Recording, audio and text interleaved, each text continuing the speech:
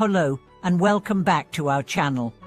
We are so happy to have you here. Today, we are going to dive into something that may seem simple at first but holds profound wisdom, the teachings of Buddha on living in the present moment.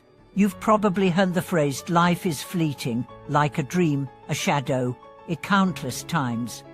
Perhaps you've seen it in temples, heard it from spiritual leaders, or read it in social media posts. But have you ever stopped to truly reflect on what this phrase means?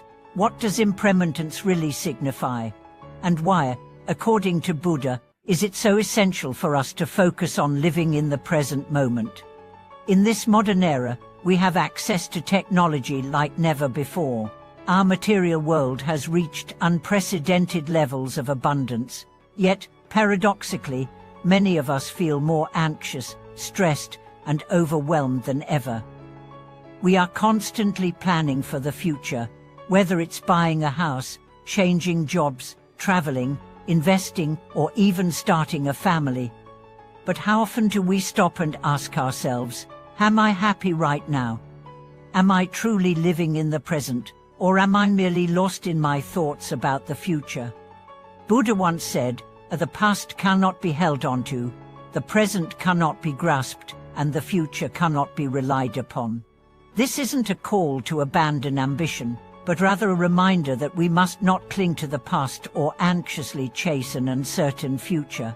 Too often, we get caught up in regrets over what has already happened or stress over what lies ahead. In doing so, we miss the beauty of the present moment, the cool breeze, the warmth of a cup of tea, or the joy of a genuine conversation. Let me share a story from a dear friend of mine, someone who learned this lesson the hard way. She was once consumed by his work, dedicating himself entirely to his career in the hopes that someday, in the future, he would have enough time and resources to truly enjoy life and spend quality time with his family. He thought, once I have a steady income and secure my future, I'll be able to enjoy life. But life had other plans. Before he could ever reach that future, he fell ill with a serious disease that completely derailed all his plans. While lying on a hospital bed, staring at the ceiling, he realized something that changed his entire perspective. He had been living for the future, always waiting for the perfect moment to live his life, and in the process, he had completely neglected the present. How many of us are like that? We make plans for a better tomorrow but forget to truly live today. We work relentlessly for a future we hope will bring us happiness, all the while overlooking the present moment that is so precious and fleeting.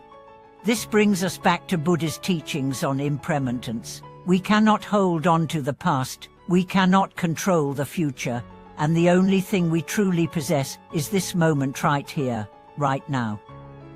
Buddha didn't say this to scare us into thinking that life is fragile. Instead, he wanted us to wake up to the realization that all we really have is this moment. And if we are not living fully in the present, we are missing out on the richness of life itself. Let me share another story, a real one this time. There was a Japanese writer named Watanabe Kozuko who witnessed her father's tragic death at a young age. This event shattered her sense of security and propelled her on a lifelong journey to understand the meaning of life. In her reflections, she wrote, "True happiness isn't about what you have, but about living in the present moment." This simple yet profound insight resonated deeply with countless people. We often say, once I have a house, I'll be happy. Once I retire, I'll relax. Once I get older, I'll focus on my spiritual journey. But as we wait for the future, we forget to live in the present, and sometimes the future never comes. There's a Buddhist saying, a moment by moment, things are born and die in an instant. Life is like a river, seemingly calm on the surface, but each drop is constantly changing, flowing, and transforming. Our lives are no different. Our thoughts, emotions, and even our bodies are constantly shifting, and if we can awaken to the fluidity of these moments, we begin to understand that true peace and happiness are found by living fully in the present. Now, you might be thinking, But how can I live in the present when I'm struggling with stress or when my life feels like it's falling apart? Buddha's teachings aren't asking us to ignore our pain, but rather to acknowledge it. Living in the present doesn't mean forcing yourself to be happy or pretending that everything is fine when it's not. It simply means that, even in times of hardship, you are aware of your emotions and accepting of them. If you're sad, you acknowledge the sadness without judgment. If you're anxious, you recognize that anxiety doesn't control your future, your awareness does.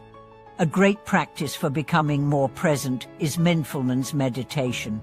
You don't have to spend hours meditating. Just a minute or two of focused breathing can help calm your mind and bring you back to the present moment. Even when doing mundane tasks, such as washing dishes or walking, focus on the sensation of the task at hand. Feel the warmth of the water, the texture of the soap, or the rhythm of your steps. These small practices can help you reconnect with the present, and in doing so, you'll start to experience life more deeply. The truly cheerful people aren't necessarily the richest or most successful. They are the ones who are fully present in every moment. They savor a meal, enjoy a conversation, or appreciate the simplicity of life, all without distraction.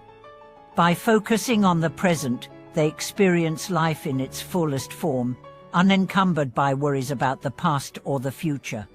Buddha often used metaphors to help people understand the nature of existence. One of his most famous metaphors compares life to a dream, an illusion, or a bubble. A dream disappears the moment you wake up, an illusion is something that doesn't exist, and a bubble bursts in an instant. These metaphors point to the transient nature of life. The more we cling to things, the more painful it is when we lose them. But when we embrace the impermanence of life, we can cherish each moment for what it is, without attachment. Let me share one more story about an elder who lived in his 70s, but still radiated more energy than someone in their 20s. When asked about his secret, he simply replied, "Every morning when I wake up, I tell myself, how wonderful. I can still open my eyes today. I can still have breakfast. I can still enjoy the sunshine.